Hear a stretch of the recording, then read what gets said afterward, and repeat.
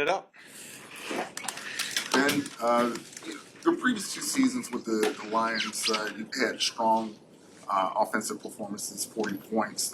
And Case was saying that you gave your guys extra route sessions. Is there something that you learned about preparation from bye weeks in your experience? I don't know if there's any secret sauce to it, to be honest with you. These guys, I'm pretty pleased with how they approached it.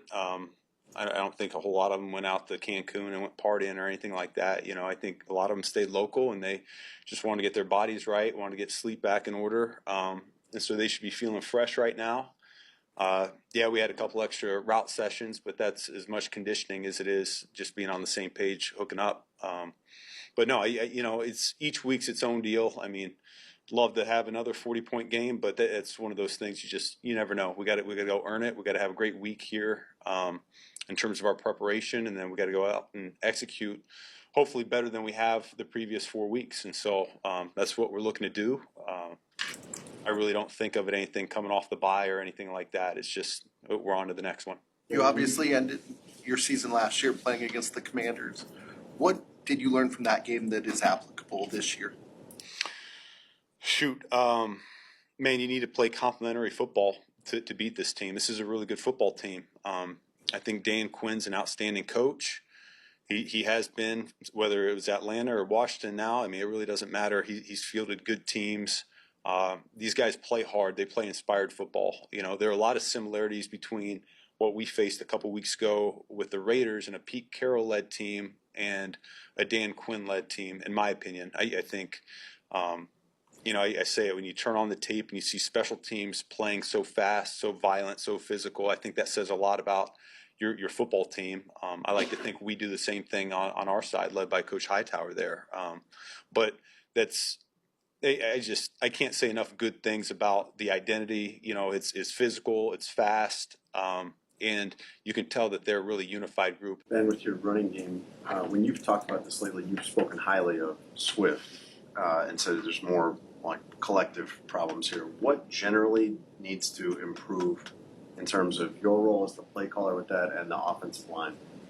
Yeah, I think it's hard to evaluate any of our running backs right now when you turn on the tape and there's some free runners in the hole where the play is designed to go. And so like I said last week, I take it personally because I actually spend more time on the run game than I do on the passing game, and not only trying to create explosives in the running game, but being sound, and take a lot of pride in our execution of the fundamentals of, you talk about a deuce block, deuce combination, all looking the same, a triple between the tight end and the tackle, all looking the same.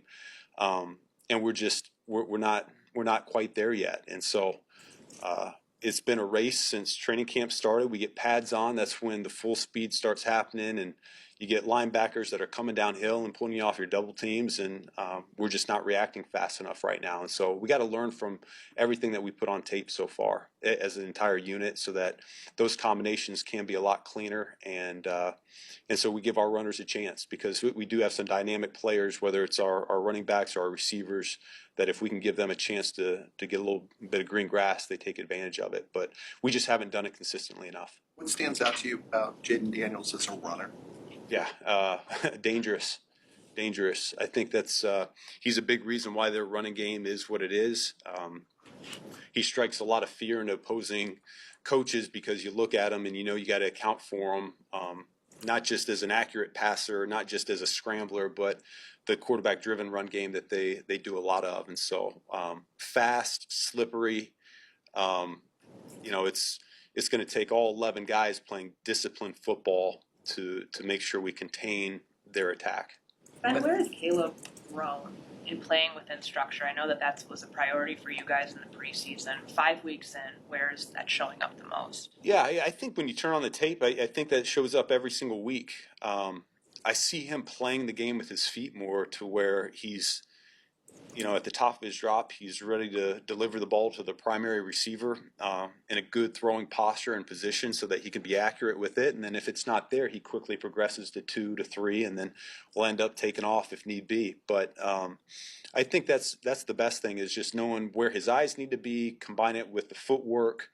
And you see him getting a little bit better and better every single week. I mean, there's reps every week that we try to build off of. There's also reps that we learn from as well, because there's a number of them that maybe we bypass number one a little bit too quickly, and it's like, no, he's there. Let's go ahead and give it to him. And I think that's really been the best thing for him, is he doesn't make the same mistake twice very often, and that's a good thing, because we're just, as we accumulate all these reps, they're getting banked in this library for him, and so he can draw back from that experience the next time he gets a similar type of play. He getting better at recognizing the check down. I know that's something he said he wanted to do, like he wanted to progress at. But from your perspective, are you seeing him when it's not there? He is hitting that quick, more, I guess, faster than he did. He knows where they are. I don't think we're hitting them accurately enough as a whole when you look at the 4 games.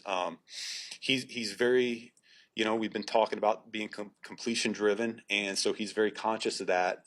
The checkdowns are a good way to do that. We have some plays where, we're looking for a chunk, and if it's not crystal clear, he knows, man, all of us are happy if we just dump this thing down. But we got to give accurate balls underneath so that our pass catchers have a little run after catch opportunity when it's the underneath 5-yard variety. And so he knows where they are, but we need to be just a little bit cleaner in our delivery to him.